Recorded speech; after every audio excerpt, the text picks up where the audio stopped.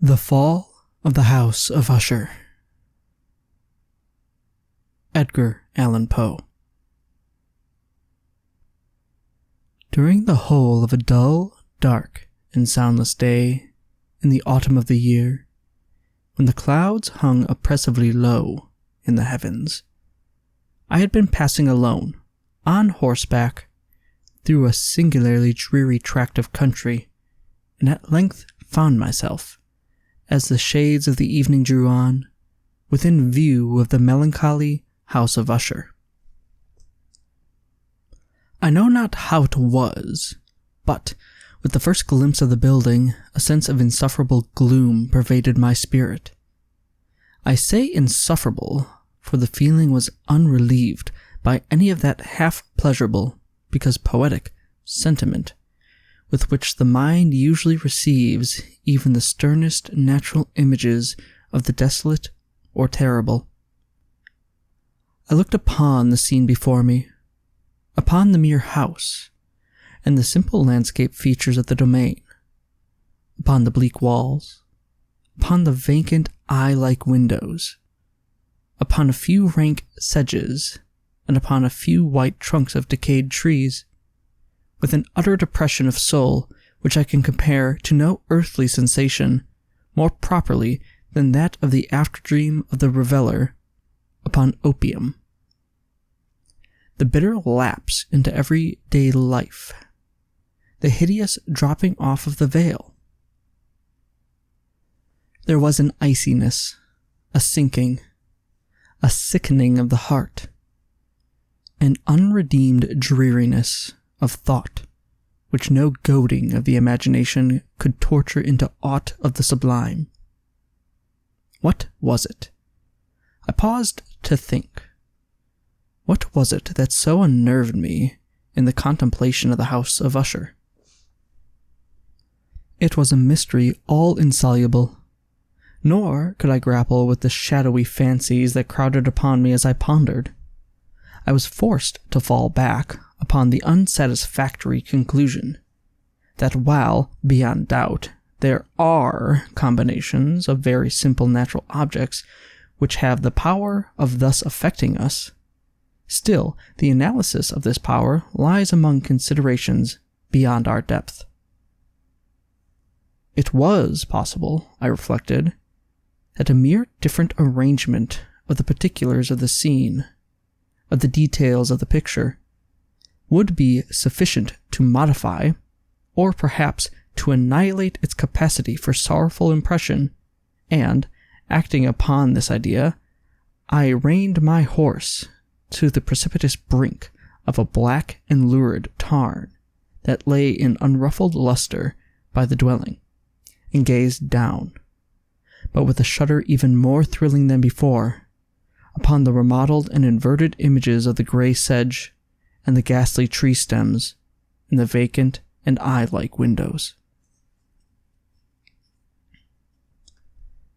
Nevertheless, in this mansion of gloom, I now proposed to myself a sojourn of some weeks.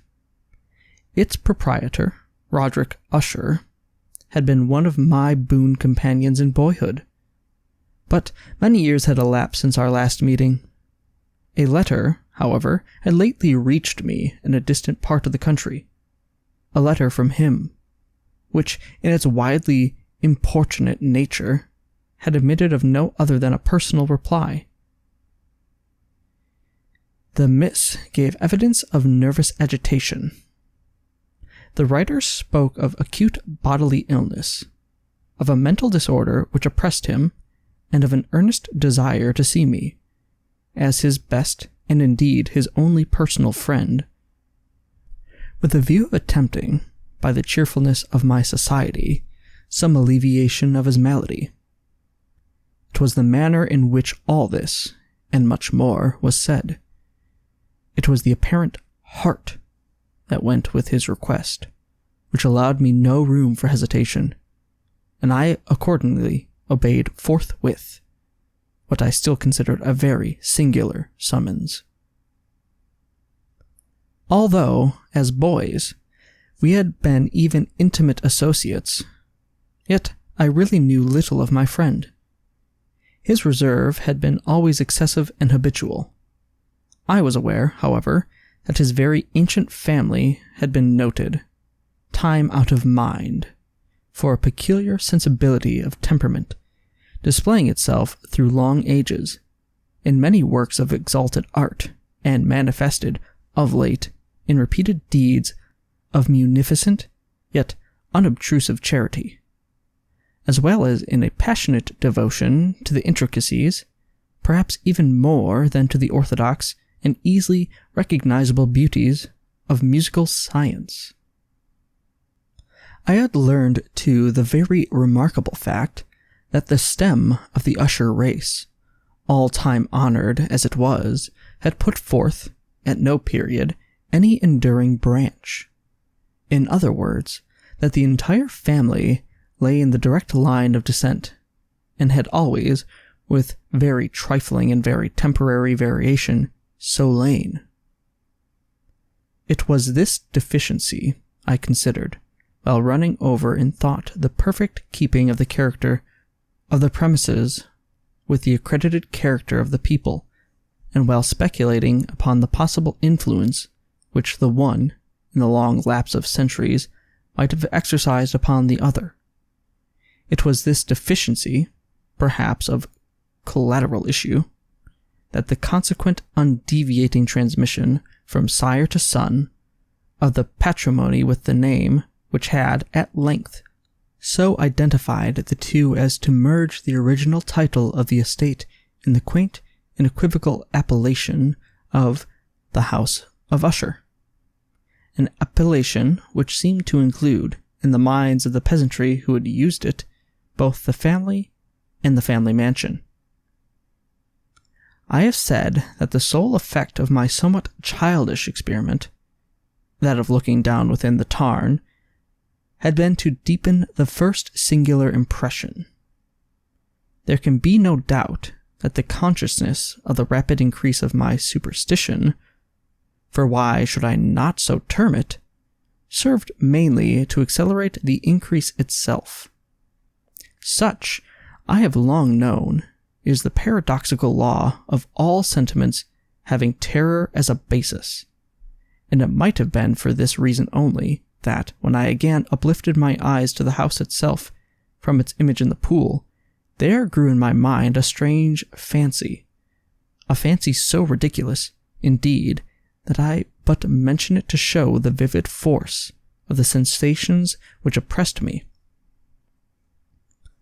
I had so worked upon my imagination as really to believe that about the whole mansion and domain there hung an atmosphere peculiar to themselves and their immediate vicinity, an atmosphere which had no affinity with the air of heaven, but which had reeked up from the decayed trees and the grey wall, and the silent tarn, a pestilent and mystic vapor, dull, sluggish, faintly discernible, and leaden-hued. Shaking off from my spirit what must have been a dream, I scanned more narrowly the real aspect of the building. Its principal feature seemed to be that of an excessive antiquity. The discoloration of ages had been great. Minute fungi overspread the whole exterior, hanging in a fine tangled webwork from the eaves. Yet all this was apart from an extraordinary dilapidation.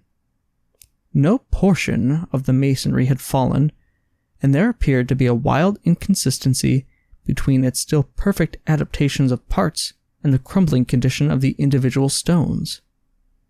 In this there was much that reminded me of the specious totality of old woodwork which has rotted for long years in some neglected vault, with no disturbance from the breath of the external air.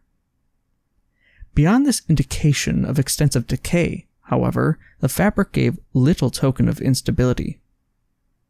Perhaps the eye of a scrutinizing observer might have discovered a barely perceptible fissure, which, extending from the roof of the building in front, made its way down the wall in a zigzag direction until it became lost in the sullen waters of the tarn.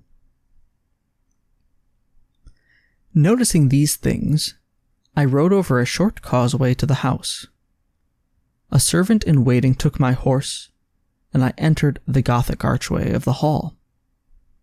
A valet of stealthy step thence conducted me, in silence, through many dark and intricate passages in my progress to the studio of his master. Much that I encountered on the way contributed, I know not how, to heighten the vague sentiments of which I have already spoken. While the objects around me, while the carvings of the ceilings, the somber tapestries of the walls, the ebon blackness of the floors, and the phantasmagoric, armorial trophies which rattled as I strode, were but matters to which, or to such as which, I had been accustomed from my infancy. While I hesitated not to acknowledge how familiar was all this, I still wondered to find how unfamiliar were the fancies which ordinary images were stirring up. On one of the staircases, I met the physician of the family. His countenance, I thought, wore a mingled expression of low cunning and perplexity. He accosted me with trepidation and passed on. The valet now threw open a door and ushered me into the presence of his master. The room in which I found myself was very large and lofty.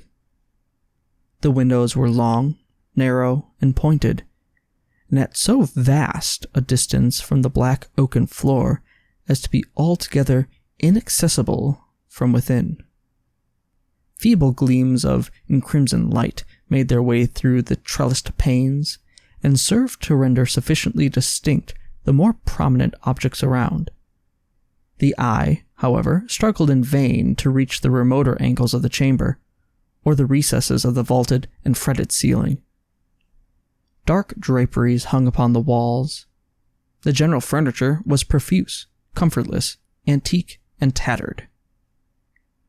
Many books and musical instruments lay scattered about, but failed to give any vitality to the scene. I felt that I breathed an atmosphere of sorrow. An air of stern, deep, and irredeemable gloom hung over and pervaded all.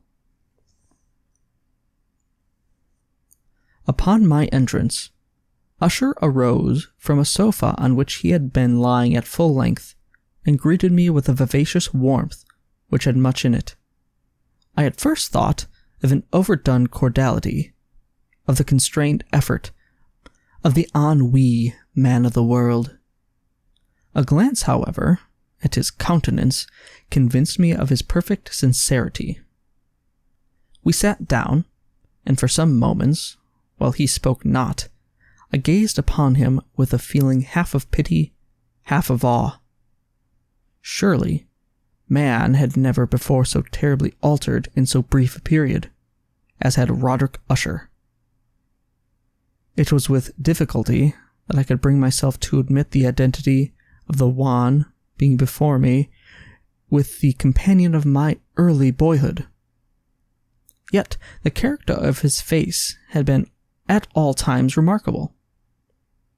A cadaverousness of complexion, an eye large, liquid, and luminous beyond comparison, lips somewhat thin and very pallid, but of a surpassingly beautiful curve, a nose of a delicate Hebrew model, but with a breadth of nostril unusual in similar formations, a finely molded chin, speaking, in its want of prominence, of a want of moral energy, hair of a more than web-like softness and tenuity.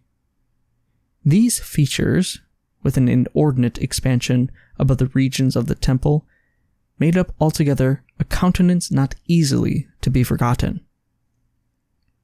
And now, in the mere exaggeration of the prevailing character of these features, and of the expression they were wont to convey, lay so much of change that I doubted to whom I spoke.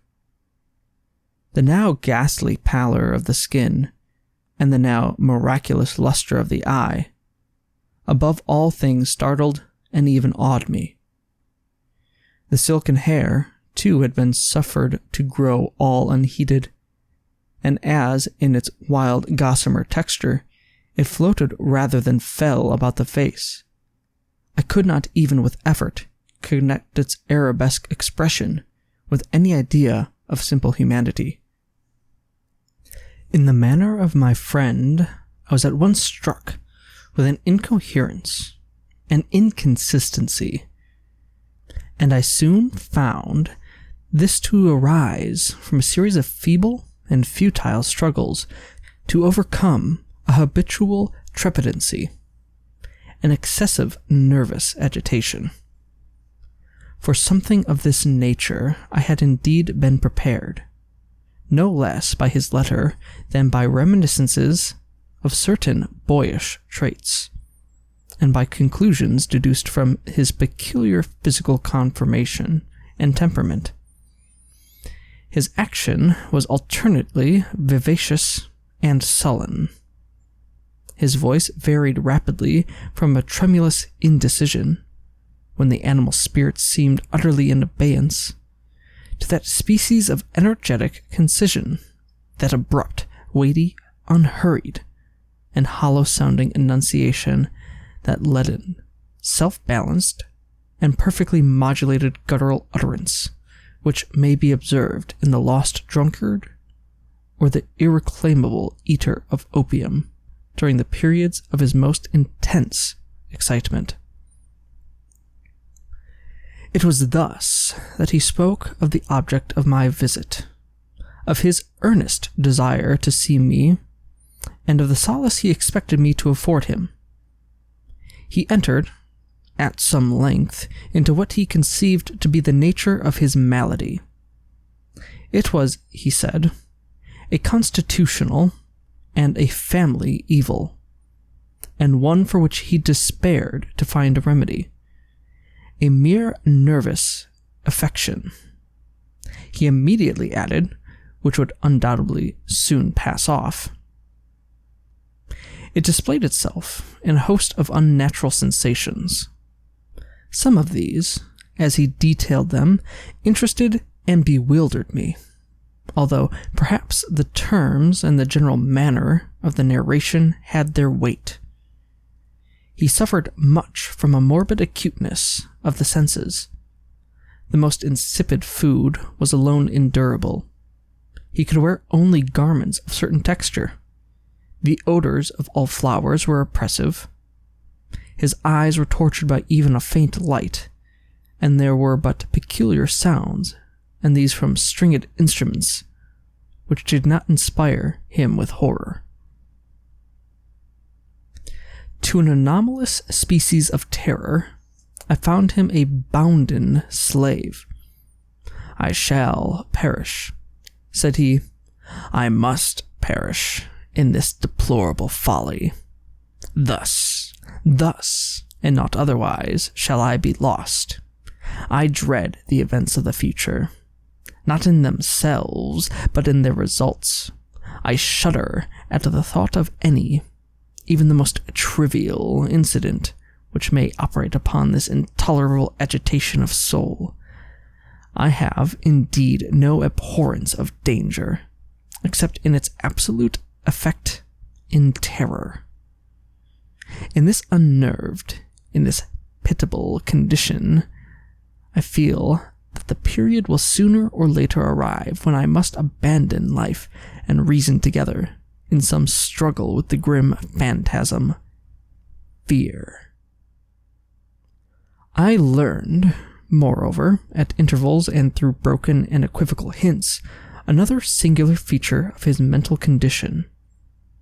He was enchained by certain superstitious impressions in regard to the dwelling which he tenanted, and whence, for many years, he had never ventured forth, in regard to an influence whose supposititious force was conveyed in terms too shadowy here to be restated. An influence which some peculiarities in the mere form and substance of his family mansion had, by dint of long sufferance, he said, obtained over his spirit, an effect which the physique of the grey walls and turrets, and of the dim tarn into which they all looked down, had, at length, brought about upon the morale of his existence. He admitted, however, although with hesitation, that much of the peculiar gloom which thus afflicted him could be traced to a more natural and far more palpable origin, to the severe and long-continued illness, indeed to the evidently approaching dissolution of a tenderly beloved sister, his sole companion for long years, his last and only relative on earth. Her decease, he said, with a bitterness which I can never forget, would leave him the hopeless and the frail, the last of the ancient race of the Ushers. While he spoke, the Lady Madeline, for so was she called, passed slowly through a remote portion of the apartment, and, without having noticed my presence, disappeared. I regarded her with an utter astonishment, not unmingled with dread, and yet I found it impossible to account for such feelings. A sensation of stupor oppressed me, as my eyes followed her retreating steps. When a door, at length, closed upon her, my glance sought instinctively and eagerly the countenance of the brother. But he had buried his face in his hands, and I could only perceive that a far more than ordinary wanness had overspread the emaciated fingers through which trickled many passionate tears. The disease of the Lady Madeline had long baffled the skill of her physicians. A settled apathy, a gradual wasting away of the person, and frequent, although transient, affections of a partially calpoletical character, or the unusual diagnosis. Hitherto, she had steadily borne up against the pressure of her malady, and had not betaken herself finally to bed. But, on the closing of the evening of my arrival at the house, she succumbed, as her brother told me at night, with inexpressible agitation, to the prostrating power of the destroyer.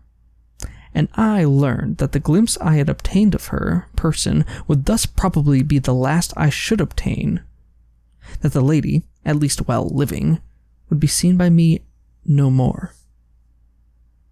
For several days ensuing, her name was unmentioned by either Usher or myself, and during this period I was busied in earnest endeavors to alleviate the melancholy of my friend. We painted and read together, or I listened, as if in a dream, to the wild improvisations of his speaking guitar. And thus, as a closer and still closer intimacy admitted me more unreservedly into the recesses of his spirit, the more bitterly did I perceive the futility of all attempt at cheering a mind from which darkness, as of an inherent positive quality, poured forth upon all objects of the moral and physical universe in one unceasing radiation of gloom. I shall ever bear about me a memory of the many solemn hours I thus spent alone with the master of the house of Usher. Yet I should fail in any attempt to convey an idea of the exact character of the studies, or of the occupations in which he involved me, or led me the way. An excited and highly distempered ideality threw a sulphurous luster over all. His long improvised dirges will ring forever in my ears. Among other things, I hold painfully in mind a certain singular perversion and amplification of the wild air of the last waltz of von Weber, from the paintings over which his elaborate fancy brooded, and which grew, touch by touch, into vagueness at which I shuddered the more thrillingly, because I shuddered knowing not why. From these paintings, vivid as their images now are before me, I would in vain endeavor to adduce more than a small portion which should lie within the compass of merely written words. by the utter simplicity, by the nakedness of his designs, he arrested and overawed attention. If ever mortal painted an idea, that mortal was Roderick Usher.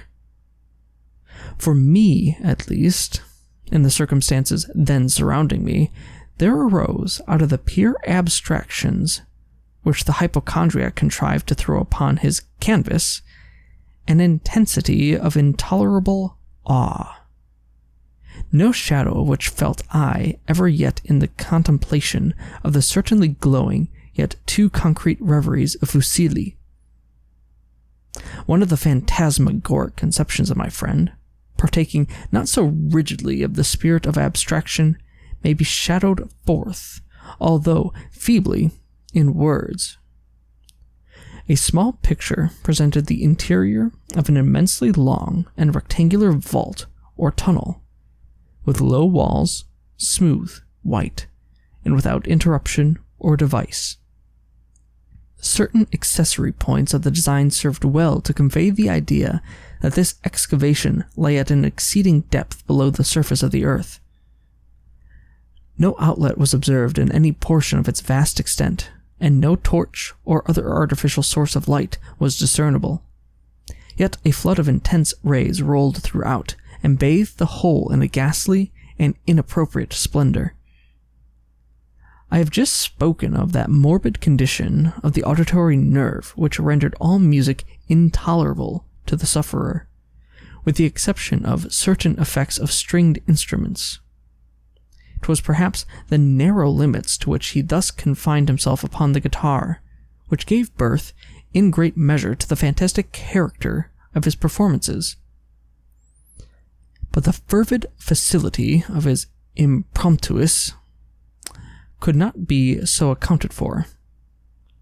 They must have been, and were, in the notes, as well as in the words of his wild fantasias, for he not unfrequently accompanied himself with rhymed verbal improvisations, the result of that intense mental collectedness and concentration to which I had previously alluded as observable only in particular moments of the highest artificial excitement.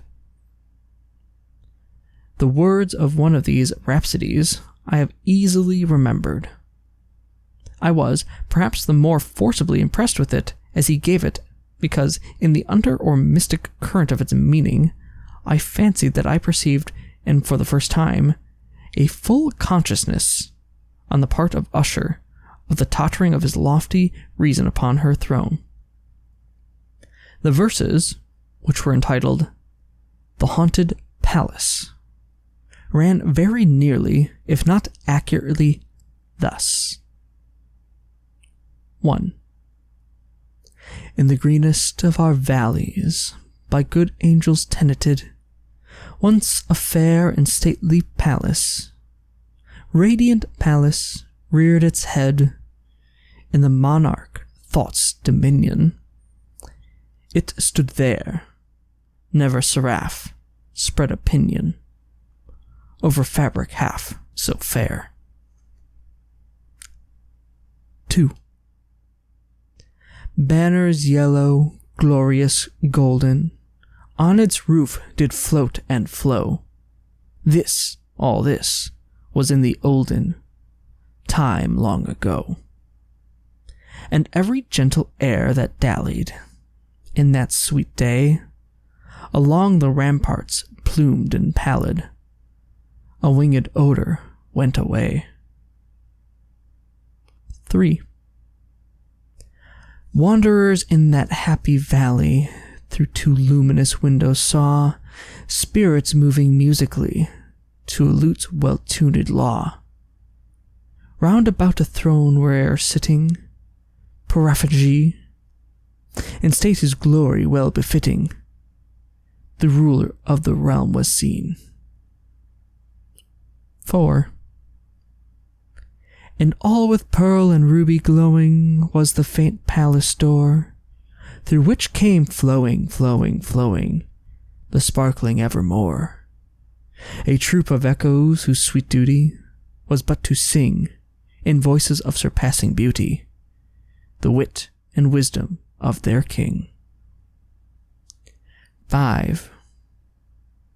But evil things in robes of sorrow assailed the monarch's high estate, and let us mourn, for never morrow shall dawn upon him desolate. And round about his home the glory that blushed and bloomed is but a dim remembered story of the old time entombed. 6. And travelers now within that valley, through the red litten windows, see vast forms that move fantastically to a discordant melody, while, like a rapid, ghastly river, through the pale door, a hideous throng rush out forever, and laugh, but smile no more. I well remember that suggestions arising from this ballad led us into a train of thought wherein there became manifest an opinion of Usher's, which I mention not so much on account of its novelty, for other men have thought thus, as an account of the pernicity for which he maintained it. This opinion, in its general form, was that of the sentience of all vegetable things. But in his disordered fancy, the idea had assumed a more daring character, and trespassed, under certain conditions, upon the kingdom of inorganization. I lack words to express the full extent or the earnest abandon of his persuasion.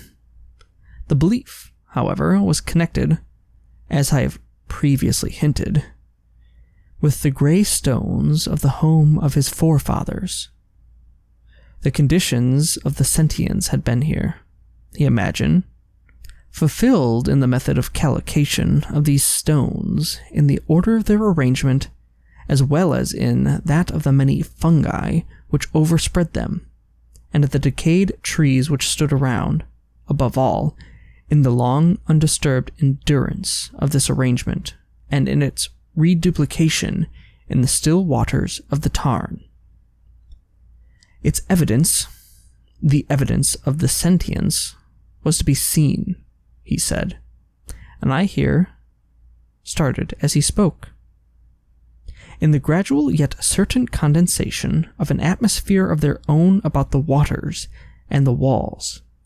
The result was discoverable, he added, in that silent yet importunate and terrible influence which for centuries had molded the destinies of his family, and which made him what I now saw him, what he was. Such opinions need no comment, and I will make none.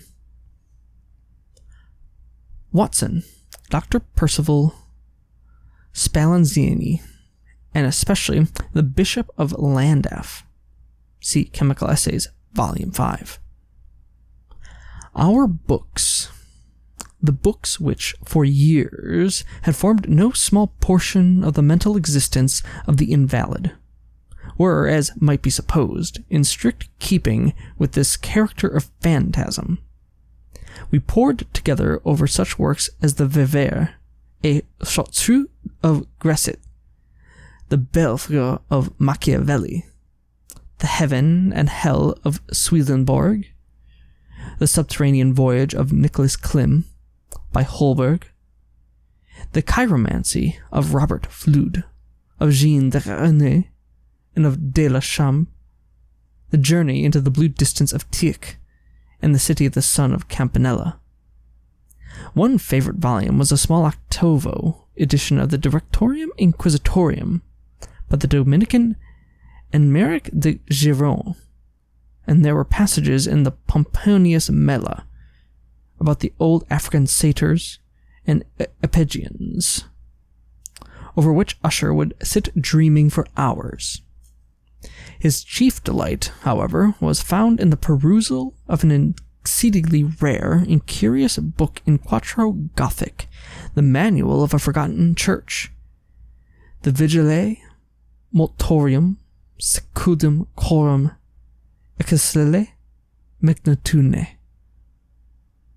I could not help thinking of the wild ritual of this work, and of its probable influence upon the hypochondriac, when, one evening, having informed me abruptly that the Lady Madeline was no more, he stated his intention of preserving her corpse for a fortnight, previously to its final interment, in one of the numerous vaults within the main walls of the building. The worldly reason, however, assigned for this singular proceeding was one which I did not feel at liberty to dispute. The brother had been led to this resolution, so he told me, by consideration of the unusual character of the malady of the deceased, of certain obtrusive and eager inquiries on the part of her medical men, and of the remote and exposed situation of the burial ground of the family. I will not deny that when I called to mind the sinister countenance of the person whom I met upon the staircase on the day of my arrival at the house, I had no desire to oppose what I regarded as at best but a harmless and by no means an unnatural precaution. At the request of Usher, I personally aided him in the arrangements for the temporary entombment. The body having been encoffined, we two alone bore it to its rest.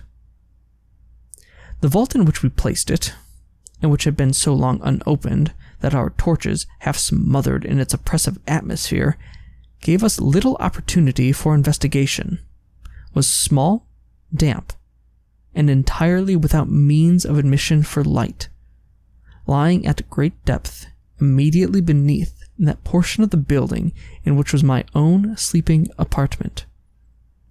It had been used, apparently, in remote feudal times for the worst purposes of a dungeon keep, and in later days as a place of deposit for powder or some other highly combustible substance, as a portion of its floor, and the whole interior of a long archway through which we reached it, were carefully sheathed with copper. The door of massive iron had been also similarly protected.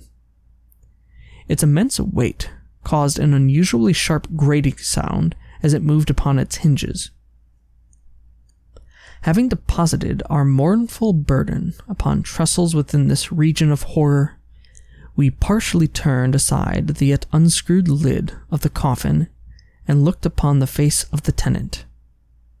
A striking similitude between the brother and sister now first arrested my attention, and Usher, divining, perhaps, my thoughts, murmured out some few words from which I learned that the deceased and himself had been twins, and that sympathies of a scarcely intelligible nature had always existed between them. Our glances, however, rested not long upon the dead, for we could not regard her unawed. The disease which had thus entombed the lady in the maturity of youth had left, as usual in all maladies of a strictly calpoletical nature, the mockery of a faint blush upon the bosom and the face, and that suspiciously lingering smile upon the lip which so terrible in death. We replaced and screwed down the lid, and, having secured the door of iron, made our way, with toil, into the scarcely less gloomy apartments of the upper portion of the house. And now some days of bitter grief have elapsed. An observable change came over the features of the mental disorder of my friend. His ordinary manner had vanished. His ordinary occupations were neglected or forgotten.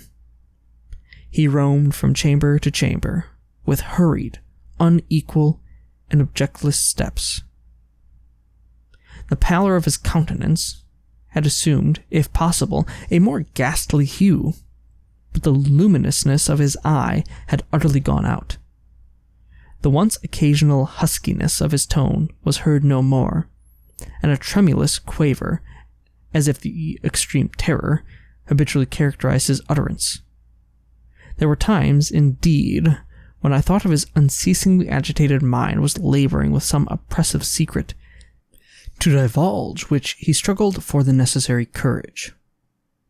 At times, again, I was obliged to resolve all into the mere inexplicable vagaries of madness, for I beheld him gazing upon vacancy for long hours, in an attitude of the profoundest attention, as if listening to some imaginary sound. It was no wonder that his condition terrified, that it infected me. I felt creeping upon me, by slow yet certain degrees, the wild influences of his own fantastic yet impressive superstitions. It was, especially, upon retiring to bed late in the night of the 7th or 8th day after the placing of the Lady Madeline within the donjon, that I experienced the full power of such feelings. Sleep came not near my couch. While the hours waned and waned away, I struggled to reason off the nervousness which had dominion over me. I endeavored to believe that much, if not all, of what I felt was due to the bewildering influence of the gloomy furniture of the room, of the dark and tattered draperies, which, tortured into motion by the breath of a rising tempest, swayed fitfully to and fro upon the walls and rustled uneasily about the decorations of the bed. But my efforts were fruitless. An irrepressible tremor gradually pervaded my frame, and at length there sat upon my very heart an incubus of utterly causeless alarm. Shaking this off with a gasp and a struggle, I uplifted myself upon the pillows, and, peering earnestly within the intense darkness of the chamber, hearkened.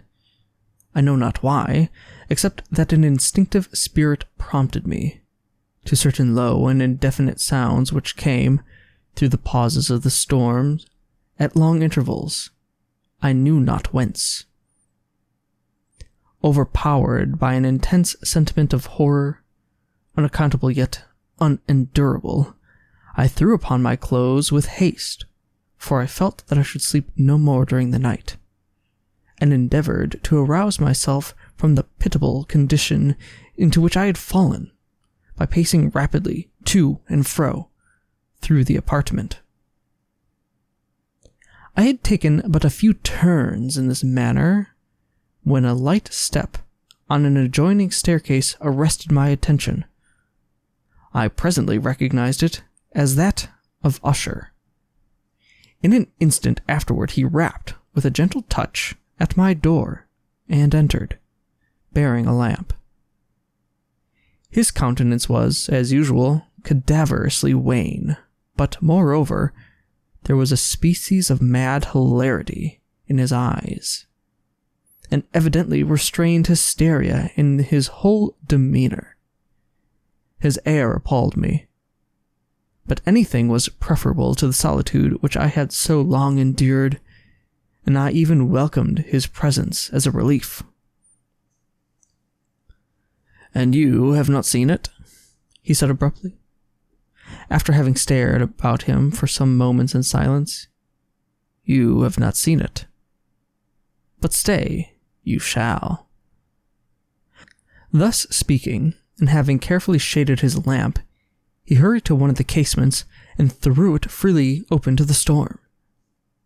The impetuous fury of the entering gust nearly lifted us from our feet. It was, indeed, a tempestuous, yet sternly beautiful night, and one wildly singular in its terror and its beauty.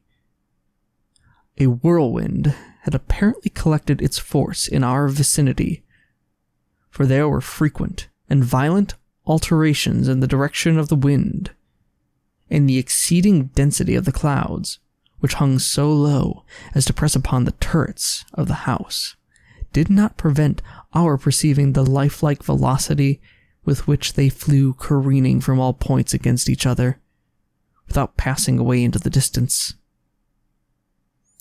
I say that even their exceeding density did not prevent our perceiving this, Yet we had no glimpse of the moon or stars, nor was there any flashing forth of the lightning.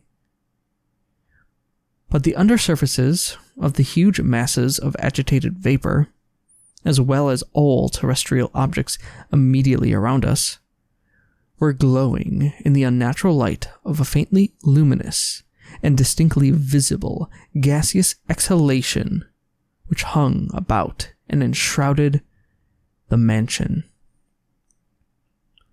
"You must not, you shall not behold this," said I, shudderingly, to Usher as I led him with a gentle violence from the window to a seat. "These appearances, which bewilder you, are merely electrical phenomena, not uncommon. Or it may be that they have their ghastly origin in the rank miasma of the tarn. Let us close this casement. The air is chilling and dangerous to your frame. Here is one of your favorite romances. I will read, and you shall listen, and so we will pass away this terrible night together." The antique volume which I had taken up was the Mad Tryst of Sir Lancelot Canning. But I had called it a favourite of Usher's more in sad jest than in earnest, for in truth there is little in its uncouth and unimaginative prolixity which could have had interest for the lofty and spiritual ideality of my friend. It was, however, the only book immediately at hand, and I indulged a vague hope that the excitement which now agitated the hypochondriac might find relief, for the history of mental disorder is full of similar anomalies, even in the extremeness of the folly which I should read.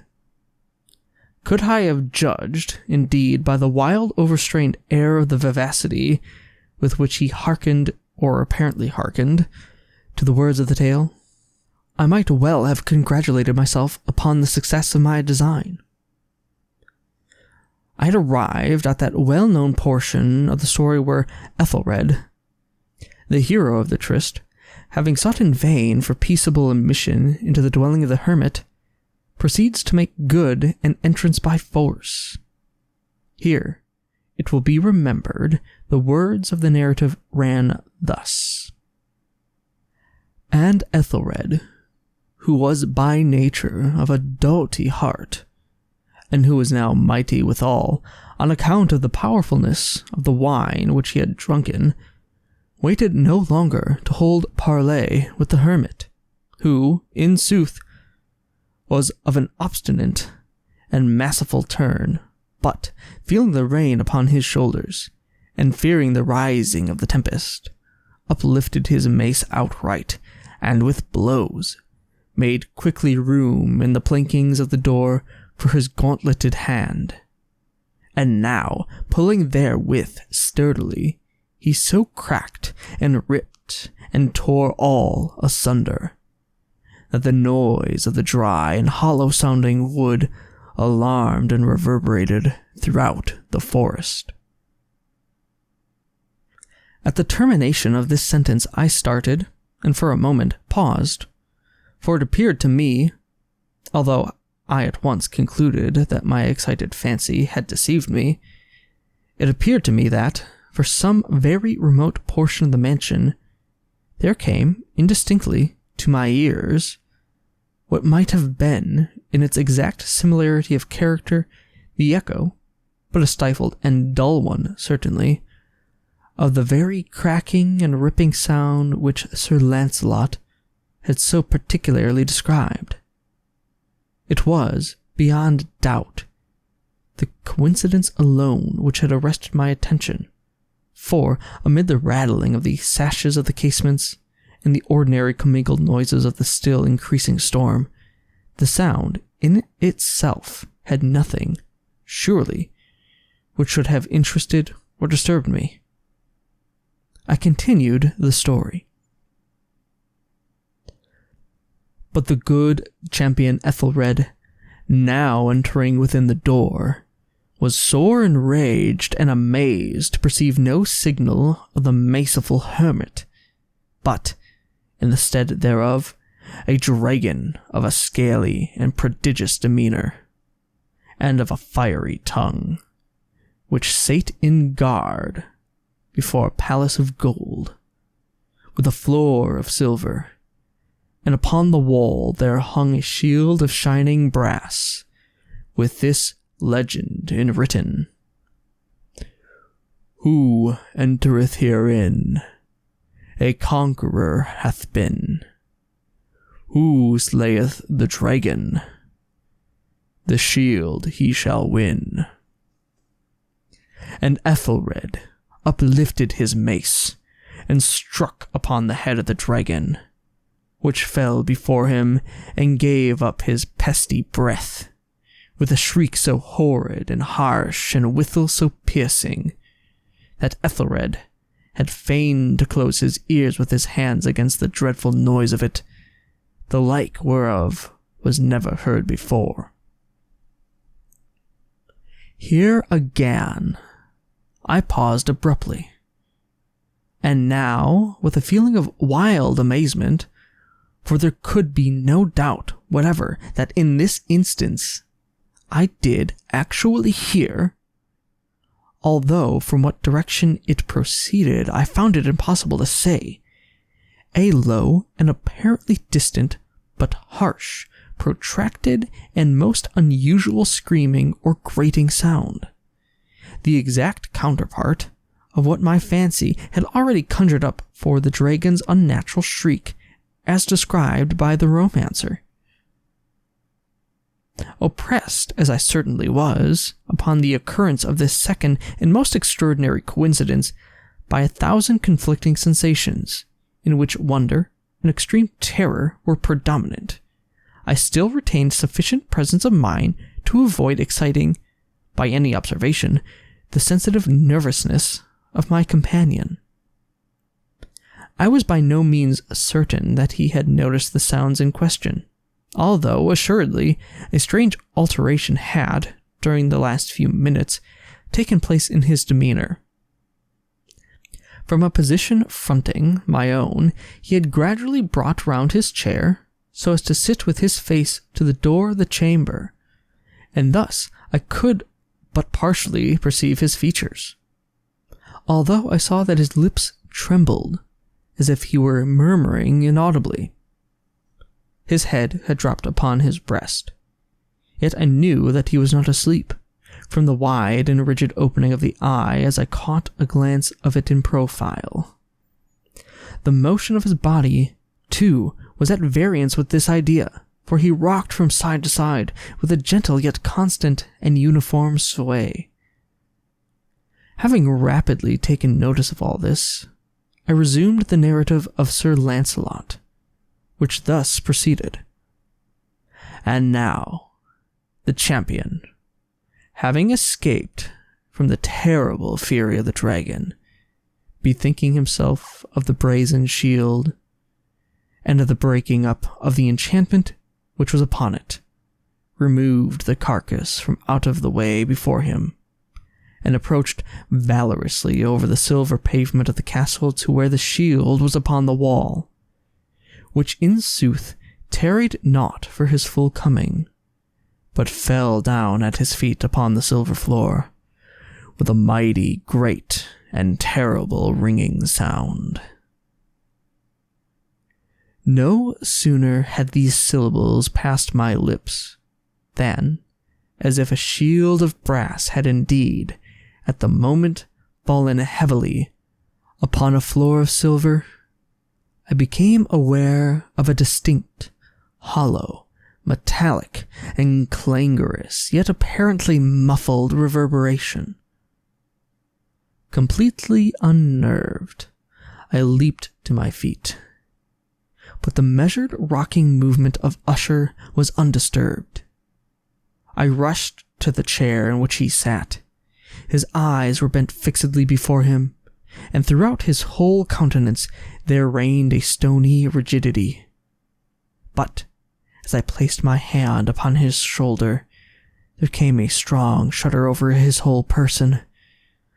A sickly smile quivered about his lips, and I saw that he spoke in a low, hurried, and gibbering murmur, as if unconscious of my presence. Bending closely over him, I at length drank in the hideous import of his words. Not hear it. Yes, I hear it, and have heard it. Long, long, long. Many minutes, many hours, many days have I heard it. Yet I dare not. Oh, pity me. Miserable wretch that I am. I dared not. I dared not speak. We have put her living in the tomb. Said I not that my senses were acute?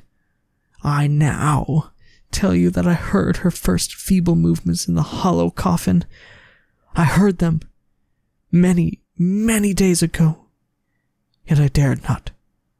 I dared not speak. And now, tonight, Ethelred, ha! The breaking of the hermit's door, and the death cry of the dragon, and the clangor of the shield.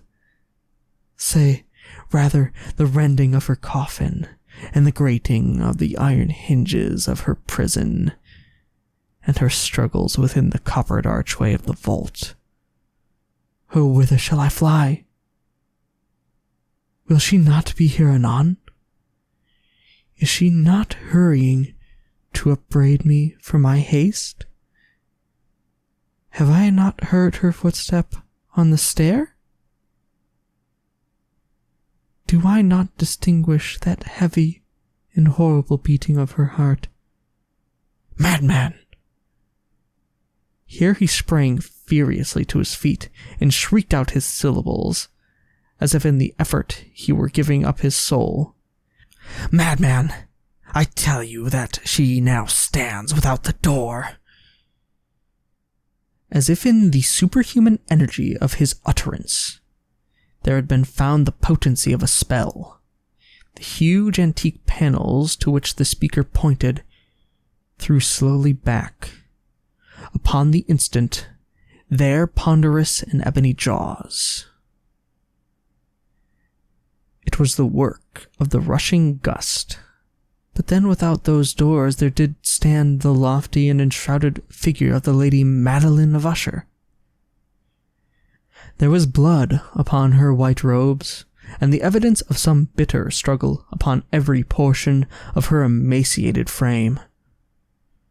For a moment she remained trembling and reeling to and fro upon the threshold. Then, with a low moaning cry, fell heavily inward upon the person of her brother, and in her violent and now final death agonies, bore him to the floor a corpse and a victim to the terrors he had anticipated. From that chamber, and from that mansion, I fled aghast. The storm was still abroad in all its wrath, as I found myself crossing the old causeway. Suddenly, there shot along the path a wild light, and I turned to see whence a gleam so unusual could have issued, for the vast house and its shadows were alone behind me. The radiance was that of the full setting and blood-red moon, which now shone vividly through that once barely discernible fissure of which I have before spoken as extending from the roof of the building in a zigzag direction to the base. While I gazed, this fissure rapidly widened. There came a fierce breath of the whirlwind. The entire orb of the satellite burst at once upon my sight. My brain reeled as I saw the mighty walls rushing asunder. There was a long, tumultuous shouting sound like the voice of 1,000 waters, and the deep and dank tarn at my feet closed sullenly and silently over the fragments of the house of Usher.